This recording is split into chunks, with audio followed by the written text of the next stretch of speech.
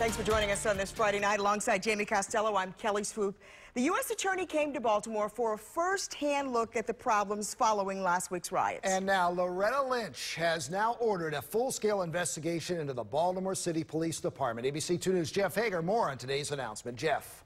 Well, Jamie, there was a time when the mayor and the police commissioner vowed to clean up the department. But in light of Freddie Gray's death and the recent riots, it became evident they would need the kind of help only the Justice Department could provide. Today, the Department of Justice is opening an investigation into whether the Baltimore Police Department has engaged in a pattern or practice of violations of the Constitution or federal law. And with that, the country's top prosecutor, Attorney General Loretta Lynch, granted Mayor Stephanie Rawlings Blake's call to investigate the city's police department with the promise of imposing some changes that will be backed by the federal courts.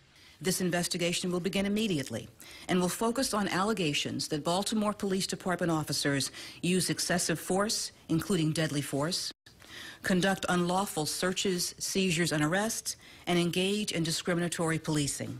The investigation comes on the heels of the in-custody death of Freddie Gray, which brought a public outcry against police brutality and led to protests, riots, and violence on the streets of West Baltimore.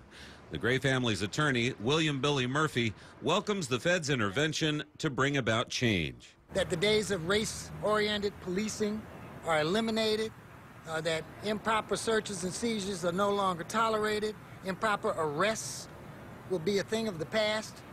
All this can happen in Baltimore, and we can be a model for the nation. For months, the city had already began reforms to better police its own officers, and the Department of Justice is already holding hearings into public complaints of excessive force.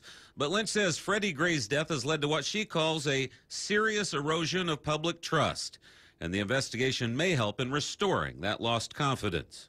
None of us have any illusions that reform is easy. The challenges that we face and that Baltimore faces now did not arise in a day, and change will not come overnight. It will take time and sustained effort.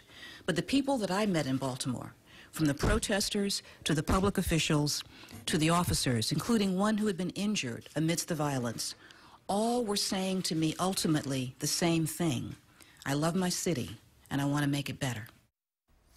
Investigations of this kind can reportedly take up to 2 years, and any reforms that come out of it could take months, if not years longer, to impose. Jeff Hager, ABC 2 News.